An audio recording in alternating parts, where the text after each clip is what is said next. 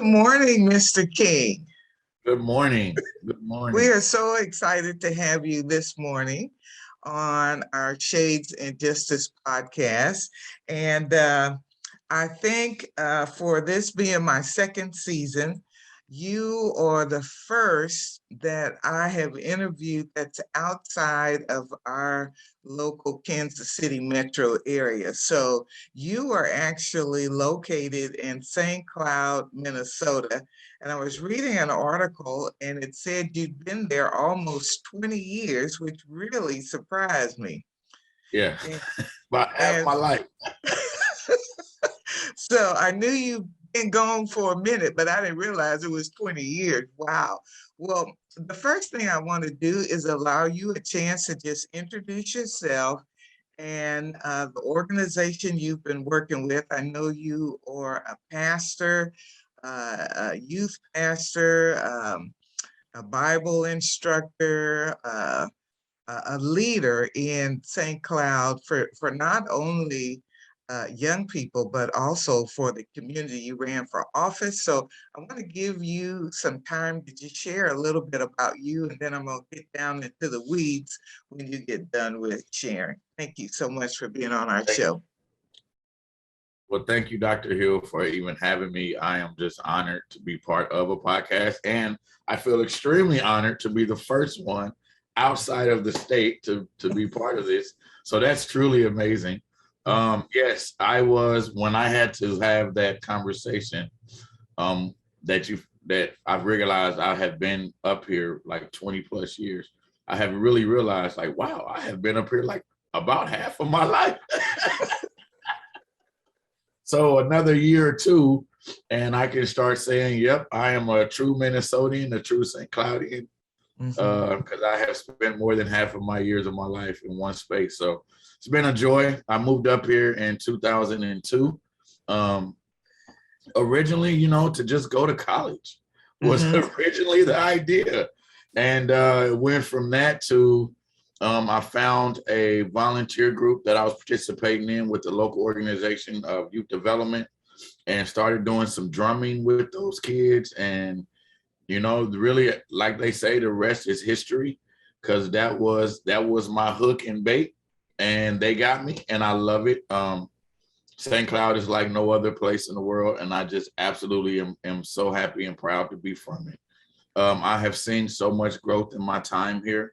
When we talk about racial equality, when we talk about just Black people in general. When I first moved to St. Cloud 20 plus years ago, it was pretty easy. Like all the Black people, you kind of knew you can pretty much count them on like a hand or two. Like it was real small community. Now, every time I turn around, it's like, when'd you get here? Where'd you come from? You've been here 5 years? Like, it's amazing. The growth has been amazing. But I digress, because I'll get me into the weeds. So let me get back to who I am. So Buddy King, so I am married to my beautiful bride. And we share 5 kids together. And I have 7 grandkids. My oldest grandchild being 21 or 22. My youngest grandchild being 2.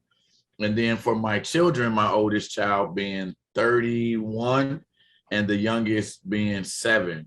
So people, every time I say that, people be like, you're not a grandfather. Yeah, I know. I am. Look at that gray right there. Look at that gray. So I am a grandfather. But more than anything, I am a lover of my community. I want to see my community do amazing things, and I'll talk more about this later. But I have I don't want to say reinvented myself, but I basically redefined my trajectory and where I was heading. And I came up here with a thought of one thing I wanted to do, but God has absolutely opened up some doors and sent me in a completely different direction. And let me just tell you, I am enjoying the ride. I'm the community and outreach pastor at Jubilee Worship Center, which is my local church. But I'm also an associate minister, reverend at local other churches here in the community with some of my friends' churches. that they are pastoring. And let me tell you, my love for the God is real. My love for Jesus is real. And I take him everywhere I go. And so it's just been amazing. Let me see, what else can I share with you? So Higher Words Collaborative is the organization that I am currently working as a nonprofit. It was co-founded by my best friend and his wife and myself. But it was his dream, it was his vision, and together we just kind of made it happen. So I'm the COO there, Chief Operating Officer. But truly, I wear lots and lots and lots of hats, and you'll find that out all throughout my conversation. I'm sure this morning is that I wear all kind of hats, outside of work, inside of the church. I wear lots of hats. It's just who I am, a jack of all trades. I want to do everything for everybody, and I want everybody to have everything. So I go out of my way to make sure that people are smiling, that people are happy, that people have what they need to be successful. And I feel like I truly got the heart of Jesus, because I just see the good in every single person, even though some of them are mean. I still see the good in them, and pray and hope that we can pull that good out of them. So I will stop there. And if I didn't ask or share, I'm open to any questions along the way. Well, Mr. King, this has been phenomenal already. Just knowing, number one, that you are an advocate and encourager around social justice and around the love of Jesus Christ, and being able to see the good. So often in our communities across the nation, we see the bad, and it's sometimes very difficult to see the good in anybody. So I appreciate those words. I'm going to dig right into the Higher Works Collaborative. And if you could just, I'm looking at your brochure, and I see the mission statement to bring a holistic approach that bridges the gaps and meets the needs of our BIPOC community. This is awesome. You mentioned you and co-worker started this together. And what made you want to do a collaborative? Was it lack of social service opportunities? Kind of share a little bit about how that whole journey started. So I don't know how it's set up in Kansas down there, but in here in Minnesota, in St. Cloud specifically, we have county services and another nonprofit called TRICAP Services, which is where people can go and get assistance for rental help, light or utilities type of deal, water, car, transportation, all that stuff. And so, and it's a great program. It's an amazing program, and it deserves the donations and the recognition that it gets. But the problem that we found was, and then I'll get into how the whole thing came about, but here is the need first. But the problem is that there was, like I told you, a lot of Black people started moving here. And when I say Black, when I speak of Black, I'm speaking of Black of slave descent or African-American specifically.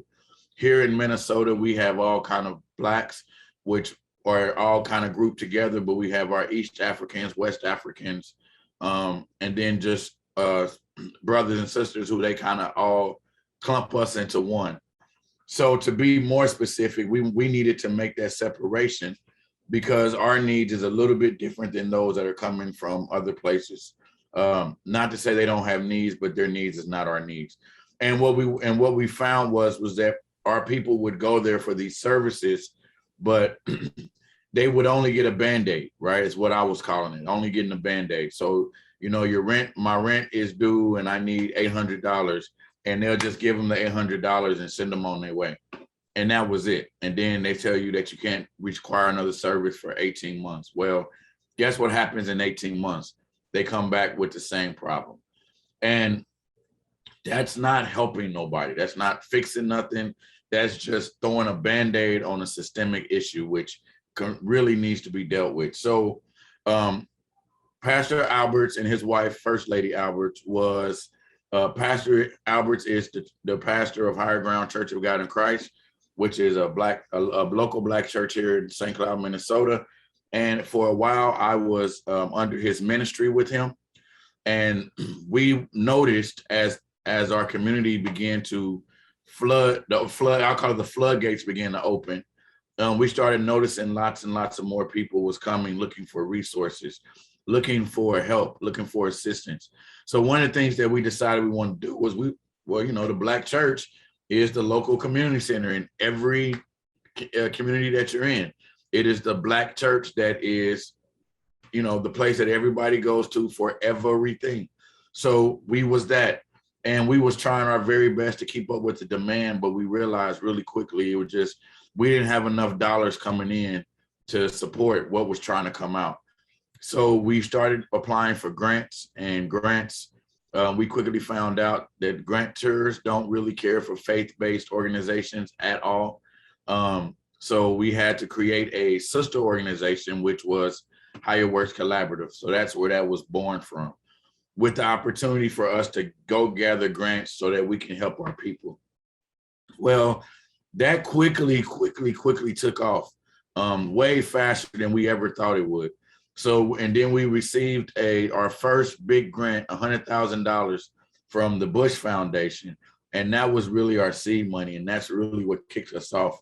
And because of that, we have grew, and Higher Works Collaborative, which was affiliated with the church, is no longer, it's affiliated with the church, but it's not affiliated with the church because our services have went past church folks. And so now we are in the community dealing with a community and all the community needs. So to get back to my original story, to tie it up and make a pretty bow for you, what we decided to do was we wanted to create a holistic approach, meaning I know what my people want. I know what my people need. I know what they're going through. I've been there. I've seen it. I've heard the stories. You can't go take a person, pay their rent for them, and then send them on their way and think that's the all be all. That doesn't work like that. There's some digging we got to do. So Higher Works Collaborative, holistic approach is taking a holistic approach, utilizing Maslow's hierarchy of needs.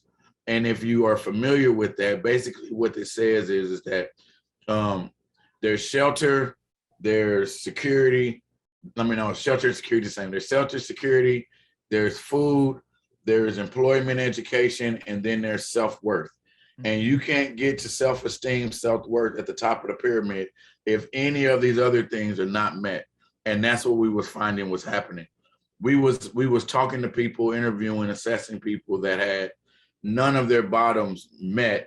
And we have this expectation that they're going to be these thriving, successful community members, and that's not the case.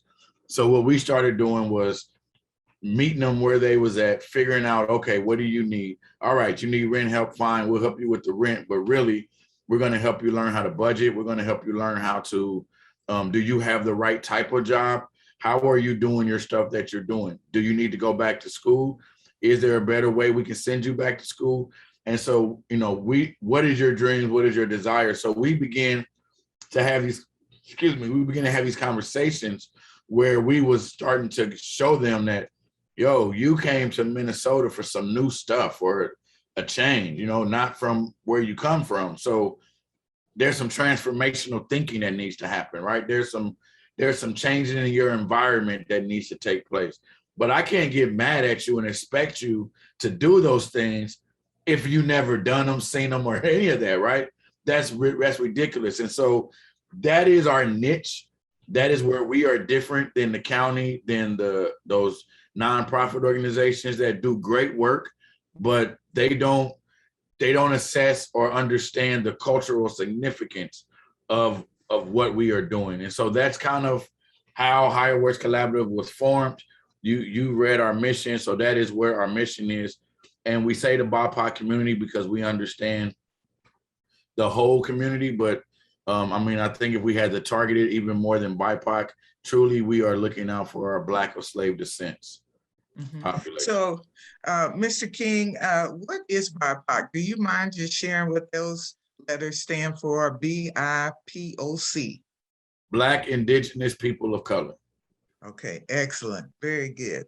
And then in your vision statement, it mentions to advance the life and lifestyles of Black Americans and other unrepresented communities in the areas of education, transportation, employment, housing, health, and wellness, and the arts. So I'm just so excited to talk to you. These are huge social service, social justice issues around the country. These are huge.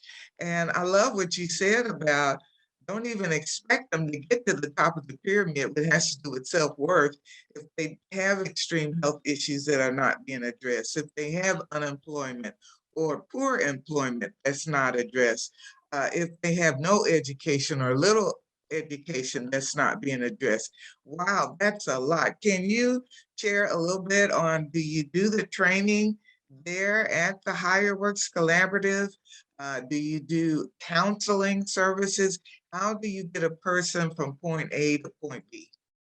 It's all the above. And let me tell you, it doesn't happen in 1 month. Yeah. So one thing that we recognize is that this is at least a 2-year commitment at the very least. Mhm.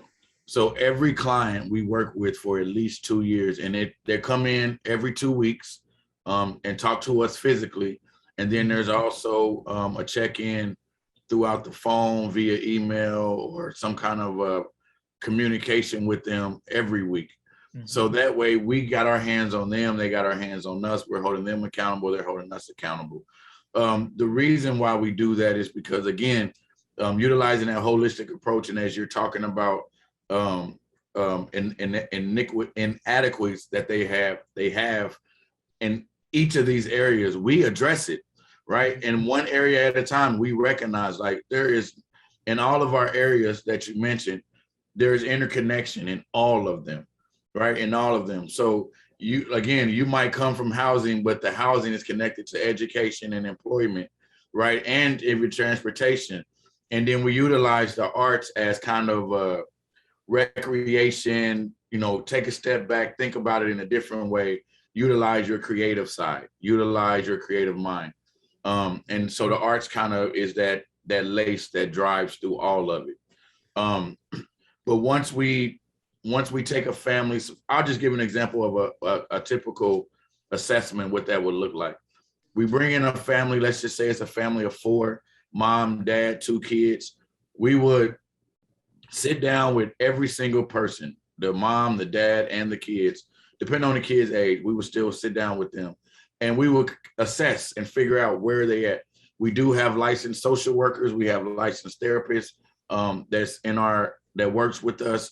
And so they do these assessments. We figure out where people are at, and then we create what we call a life plan or life goals. And from there, we set the goal, we set the task, we set the scoreboard, and then we go. And the scoreboard is basically to give them hope, right? Because it's one thing to give somebody a goal and they can't really see where they're going. But when you give them a scoreboard or give them something to check off boxes, they know where they're at, right? Just like a basketball game. If you went to a basketball game and you didn't know, and you couldn't know the score, you know how irritating that is to watch them go, and you see how exciting the game is, but you don't really know what the score is. So it's that same idea. We're excited, they're excited, we're going, and we want them to know where they're at, so that they don't feel like I'm doing this in vain, or they can really see the end. And we achieve that goal, and then we set another goal, and then we achieve that goal, and we set another goal. And really what we're doing is we are transforming their mental. We are transforming the way that they make decisions. We are transforming the way that they understood life at that point, right? Because sometimes it's just a matter of exposing. There's a lot of people that just don't know. They just don't know. So one of our things is we want to make sure that people know, here's what you need to do. Here's how you get from point A to point B. Here's what we got to go through. Here are the steps we got to take. Some of it is easy. Some of it is not. Some of it is challenging. But here's it is. When you get to a barrier, when you get to an obstacle, what you're not going to do is what you have done in the past and give up, or feel like it's hopeless, or feel like they're about. No, it's small. It's so small. The barriers we make huge are very, very small. I mean, Sometimes it's as simple as a phone call, get an understanding, whatever it is. And we work that. And so what we found is doing that work with them has absolutely like made the difference for them. And they keep coming back. They keep coming back. So we know that it's working. We see the progress. We took 3 families from homeless to home ownership, 3 different families who was homeless. In a matter of 2 years, they now own their own homes. So we know that it works. The model is proven. And I have so many stories that I can share about, the work that we're doing, but that is really what it's about, and when So I when you are literally addressing the inequities in your community, not just with just paying the utility bill, but diving into those families' lives. history, into Yep. their lives, Yep. and really helping them overcome all the barriers. So that is awesome. Now, um, one quick question. Do you work with other agents? You say it's a collaborative, so that means it's more than just you and Pastor Alberts. What are some of the other organizations that's a part of the collaborative, and what do they do? So the collaborative, the word collaborative in our name just means that we reach out to other partners. So we have Promise Neighborhood here in St. Cloud. I don't know if you guys have one in Kansas, but Promise Neighborhood. We have United Way that we work with, Initiative Foundation, the Morgan Foundation, Thrive, Strive, Thrive and Strive. Believe it or not, it's 2 different programs. We work with oh man, my God, so many. Lots and lots of organizations. I'm sorry, just so many. We work with the local school district, all the local school districts here, the local government offices here, some of the local mental health centers, the women's shelters, the transitional shelters, the homeless shelters, the DOC, because we do a lot of work with those that are coming out of incarceration. So we really do work with a lot of people because, again, we recognize that we don't have all the answers, nor are we going to reinvent the wheel.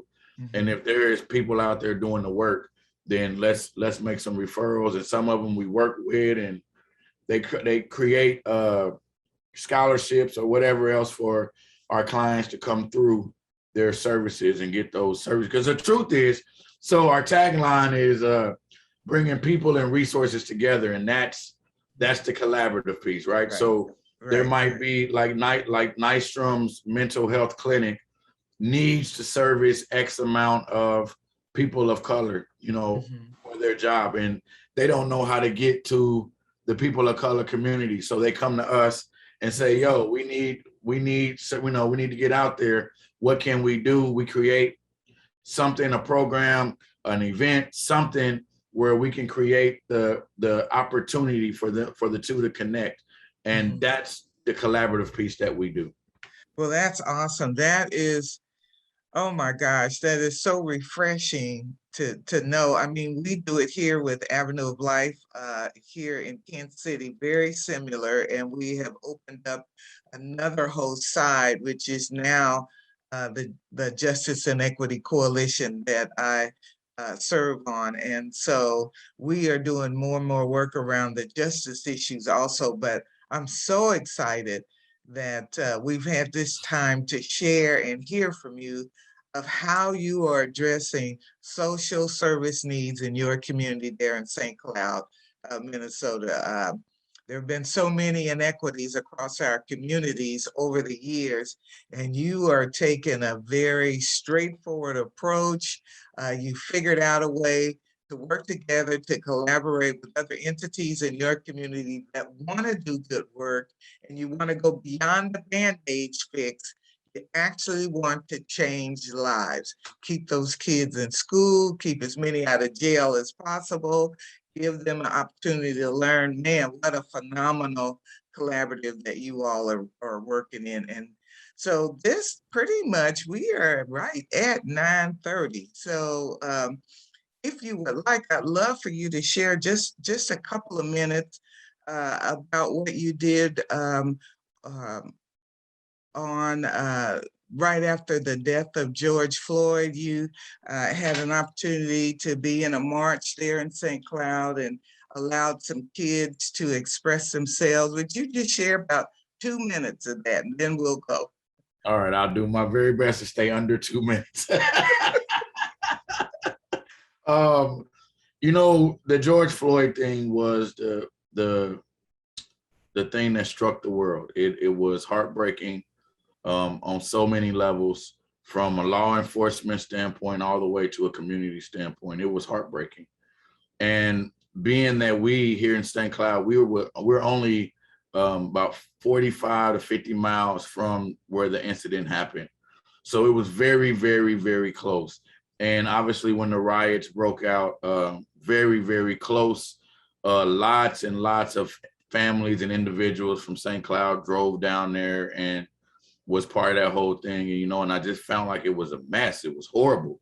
And then what happened was right after those riots broke out, then here in St. Cloud, the kids, they started doing crazy stuff. And the thing that really struck it was there was a kid and a cop up here, not even a day after the George Floyd thing happened, where the kid shot the cop. But what was said was on social media was that the cop shot the kid. And so you can only imagine that everybody was already here. And then to get social media to say this cop just shot this other kid, he was a 17-year-old, which wasn't the truth, but it was what went out. It just started all kind of pandemonium right here in St. Cloud. And the kids started rioting here. And so we had to figure out how to combat that. So I got a phone call from the chief of police here in St. Cloud, who told me like, no, buddy, that's not right. That's not real. That's not what happened. He explained to me what happened. The cop actually got shot in the hand. So the kid actually shot the cop, not the cop shot the kid, but that's what actually happened. And then so because of that, and then all the riots going down in Minneapolis, I felt like the kids needed a way to get their stuff out in a more controlled environment. So the very next evening, we met the kids down at what we called headquarters zero, ground zero. I mean, it's kind of where the cop shot the kid at type of deal, where all the kids was getting restless. And you got to imagine, this is in the middle of COVID. So they have all been locked in their houses. Yeah. This was like the big thing, like, oh my God, let me get out. And so it was huge.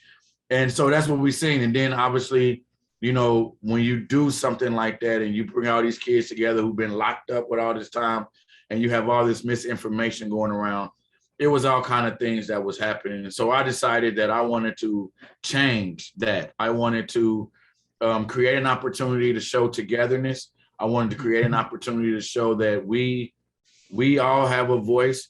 What happened was wrong, but that doesn't mean that we can't be together. It doesn't mean we can't have unity together. So I talked to the mayor. I called the mayor. He's a good friend of mine. And I said, Mayor, I want to do a march. And he tried to really tell me not to do it in so many different ways. And I said, Mayor, I respect where you're coming from, but I don't think I'm gonna have those problems. I'm gonna do a march. And he said, all right, just know I don't support it, but I support you, but I don't support it. And just know that. And I said, I respect that. So I called the chief of police, told him, I said, Chief, I'm about to do a march. His whole face changed. He was completely against it. And he tried to talk me out of it. And he said, buddy, I love you. I support you, but I don't support the march. I think that's a horrible idea. And you're not taking into consideration all the safety things that. And I said, Chief, I'm marching with a bunch of kids. And the way I look at it, if people want to come and harm with a bunch of kids, then I think there's a bunch of adults that'll get to them before you guys even get close. So I ain't worried. I'm marching. And so he said, all right, I don't support it, but I support you. And so I told them like kind of my route, what I was doing. We met at Lake George. I don't know if you remember that when you visited. So we met at Lake George and we marched all the way to Butler Park. Butler Park is the Black Park here in St. Cloud. It is the park where the first African-American slave got off the boat and put foot into St. Cloud. So that is a memorial park for us. So we marched from Lake George, which is the city park or the city, the big park that everybody loves, like Central Park per se. And then we marched all the way to this Black Park. And when we got there, we marched, we did our thing, and then we got to the park and we allowed the kids to speak their voices and speak their minds. There was 10 kids ranging from ages of, I think it was like 7. I think my oldest was like 18 or something like that. And they spoke from the heart. It was some of the most powerful things I've ever seen in my life.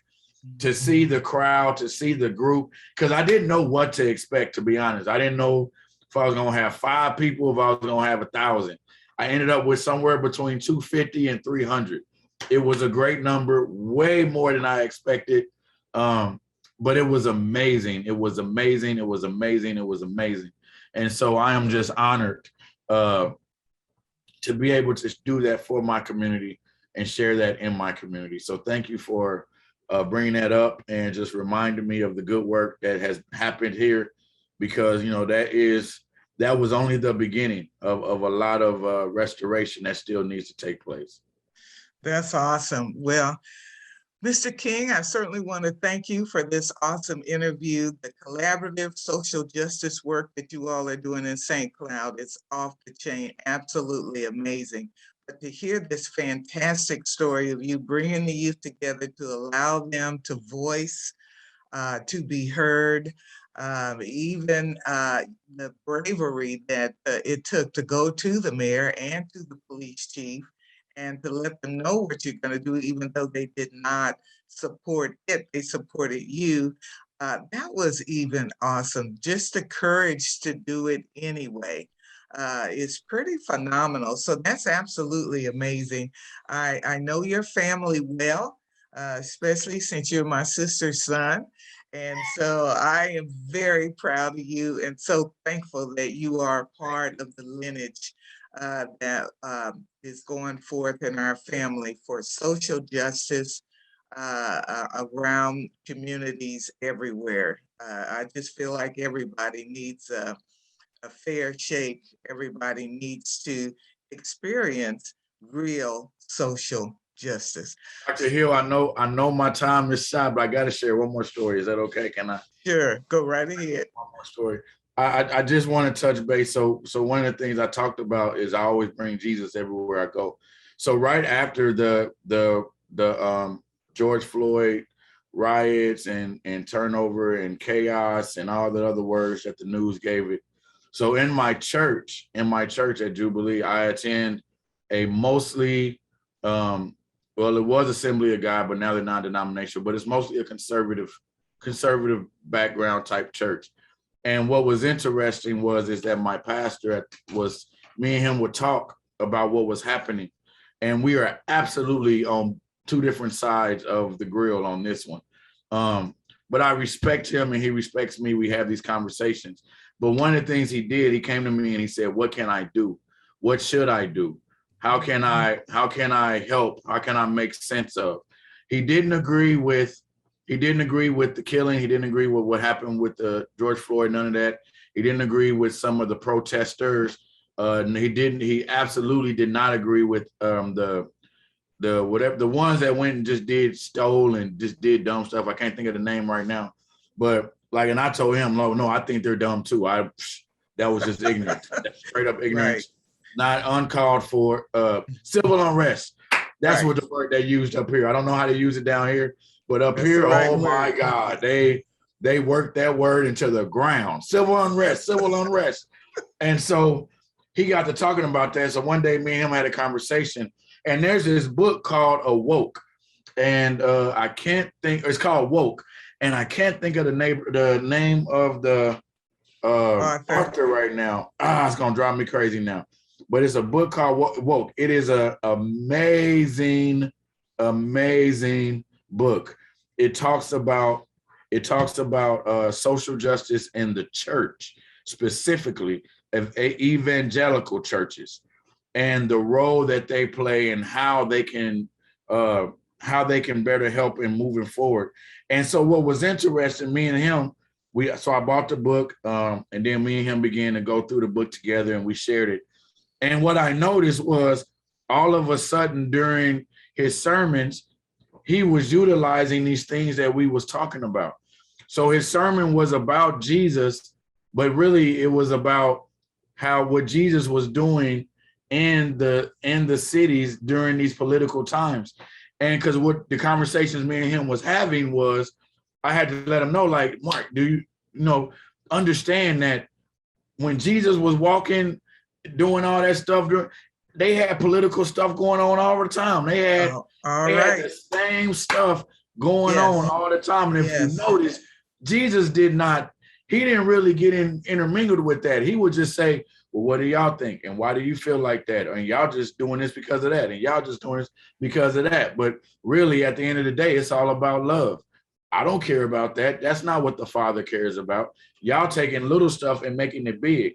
Keep your eyes focused on me. Keep your eyes focused on the plan. Love thy neighbor, love thyself. That's it. Real simple, right? And so me and him began to have those conversations, and it began to share. He began to share those in his sermons and in our church. I just noticed a difference in some of the conversations that was happening, the way that people was viewing what was happening. It was amazing. So I just had to share that with you and your viewers, to let you know that, we can make a difference, whether you're in the church or outside the church. You can make a difference with just your conversation. You taking on the opportunity to just conversate about it and allow that open conversation. Mm-hmm. I don't have to agree with you. You don't have to agree with me, but we can understand and respect each other. And I can hear it from your point of view, and you can hear it from my point of view, because at the end of the day, we all bring different perceptions and we're coming from different places. So how we view the same thing is completely changed, right? Based on your environment and how you see things. So anyway, Dr. Hill, I can go on and on and on and on. So I'm gonna stop right there. And thank you so much again for this opportunity. I really, really appreciate it. All right. Thank you. And God bless you. Bye-bye. God bless you. Thank you.